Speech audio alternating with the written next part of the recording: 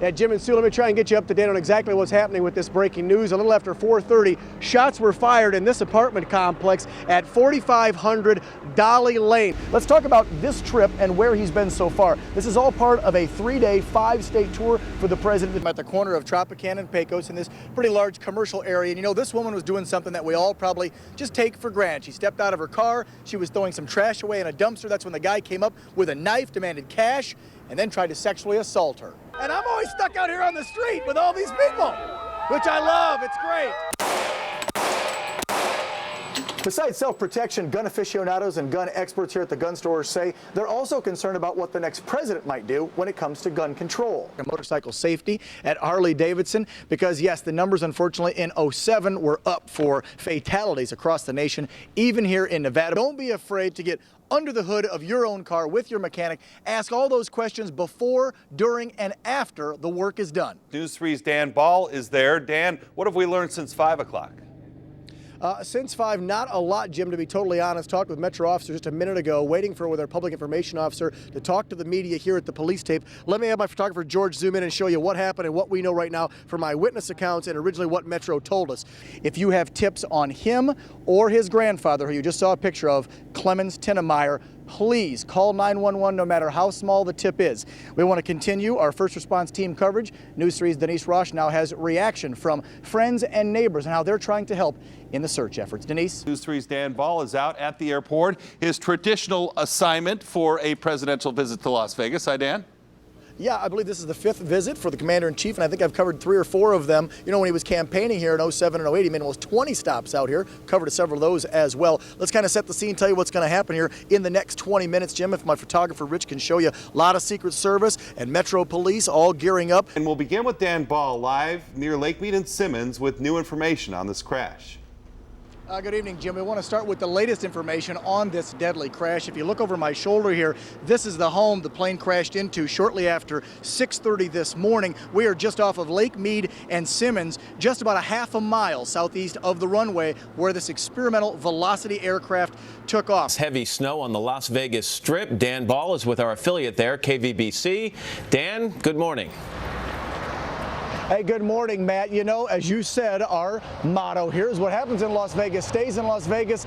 But you know what? Snow is something that usually does not happen here. It started falling yesterday afternoon, about 3 or 4 in the afternoon. We received about 3 to 4 inches on the Strip. And Dan, looks like quite a crowd out there.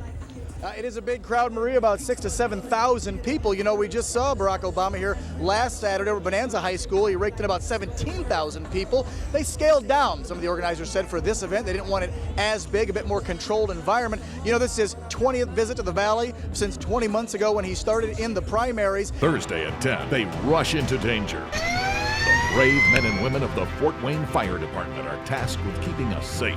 That was hot. So what does it take to wear the uniform? WFFT's Dan Ball goes through Fire Ops 101 to show you what it's like to be a firefighter. Thursday at 10, after the premiere of Grace Point. Indeed it was. In fact, Kim Goldman told reporters after the sentencing it was a very emotional day. It reminded her of 13 years ago when her and her father sat behind O.J. Simpson, staring at the back of his head for weeks and weeks during his murder trial in California. We got some problems on the 15 again today. Hey, good morning, Wagners. Yeah, we were telling you about this earlier. I was trying to find this accident. This is the 15 southbound near Spring Mountain. This accident was actually on the roadway. They've got the cars moved off to the side, though, right here. NHP working this one. What was it like? It's been an amazing night so far. I got down here to the Cosmo at about, 6:30. So I've been here now for going on almost 5 hours checking this place out. I think I've seen every nook and cranny. And a lot of the words, and Jessica, you were down here. I'm sure you talked to a lot of people. People are using these words to describe it. It's a boutique-y, it's chic, it's intimate. Dan, what do you have for us? Kendall and Mitch, it's the latest information here on this plane crash. Again, reminding everyone this is the second one leaving the North Las Vegas airport in just the last week. I just spoke with a gentleman. We're going to keep his name private for right now. He wanted to remain anonymous. He actually is a pilot of about 30 years. He knew the pilot flying this plane. He actually was supposed to pilot this craft today to Palo Alto, California, but opted not to. Instead, his friend of 15 years, who again, we will not mention that name until they notify next of kin, he was on that plane. I just spoke with him. He's up talking with investigators right now on the scene. From what you know, can you fill us in on how the shooting unfolded?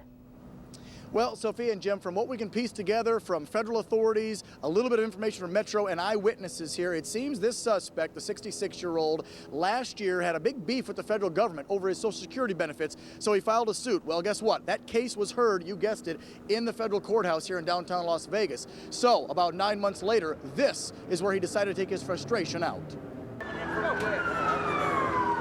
Authorities say around 8 o'clock Monday morning, as security officers were about to open the Lloyd D. George Federal Courthouse for business, 66-year-old Johnny Lee Hicks, dressed in dark clothing and wearing a trench coat, entered the building, pulled a shotgun out from underneath his jacket, and started shooting. Special Agent Joseph Dickey is with the FBI. From what the witness accounts have said, he walked in with the shotgun underneath his jacket and opened fire when he opened the doors. Folks living and working near the courthouse heard the gunfire. 8:06, I heard, sounded like firecrackers going off, and it just kept going. There was about 30 or 40 pops, and when I heard the pops at the very end of it, then all of a sudden I heard the sirens. Luckily, the lobby of the federal courthouse at the time was nearly vacant, except for 2 officers working security at the front entrance. A 48-year-old federal marshal was hit in the gunfire and is recovering at UMC. The second officer shot 65-year-old security guard Stanley Cooper. He died a short time after the shooting. We don't believe it's terrorist related at all. It looks like a lone criminal act. After Hicks opened fire, police say he then ran from the federal courthouse and was being pursued by 7 federal marshals and security officers who shot multiple times at Hicks. In all, witnesses and authorities say some 40 to 50 shots were fired. Hicks was shot and killed near the sidewalk in front of the historic 5th Street School. The shootout brought downtown Las Vegas around the courthouse to a halt. Nearby, the Las Vegas Academy Magnet High School went on lockdown. 1,600 students were kept inside. Surrounding businesses had to be evacuated.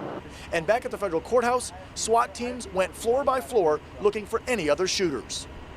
Hi, I'm Dan Ball. WFFT Local is honoring and celebrating our hometown heroes here in our community. If you know someone that's serving or has served our country and should be honored as a hometown hero, we want to hear from you. If you're looking for holiday cheer, the Ortiz family has plenty to go around. Every year, day after Thanksgiving, we set up our decorations. They love to decorate inside and out, but for 2 years in a row, some holiday vandals have been trying to ruin the Ortiz's Christmas cheer. Put some brand new inflatables out here, and within a couple hours that same evening, they came and were attacked. Just before Christmas last year, Ron Ortiz says vandals slashed several inflatable characters in his front yard. Then this year, shortly after Thanksgiving, they struck again. And believe it or not, just last weekend, right after Ron replaced the damaged inflatables, these Grinches returned and slashed this Christmas bear and even good old St. Nick. And he cut him right on the back of the neck. This is now the 3rd time in 2 years this has occurred, and it's sad. It's sad that there's kids out there that got nothing better to do than destroy other people's property. Thanks to security cameras Ron installed earlier this year, the last 2 slashings were caught on camera. And there's actually a second blow up on the just off screen that he attacks first. There he goes, he's attacking the first one, now the second. And notice he's pulling his knife out now. It looks like some sort of box cutter. Gets his cue from his buddy and comes right on up. Ortiz says what's most disturbing is the weapons these Scrooges used to destroy his decorations. Just the sheer violence and the weapons that are used. I mean, obviously, it's extremely dangerous. We've got these kids jumping out of these cars with machetes. Look at that, they went right for his throat. That's the sickening thing. It was pretty shocking. On the same night that Ron's inflatables were attacked, this car's convertible top was cut in the same neighborhood. I was really upset because I just kept thinking, why would someone do something like this? It just doesn't make sense. What are you going to do now? You're going to replace them again? I think at this point we're just going to put these away and we'll do it again next year, and hopefully this won't happen again next year. Have these Christmas bandits ruined your Christmas cheer? No, absolutely not. We're pretty big into Christmas if you've seen the inside of the house. Now, even though the air was slashed from these holiday decorations outside the Ortiz's home, inside the air is filled with holiday cheer from a family who says a few Grinches won't ruin their Christmas this year. Dan Ball, News 3.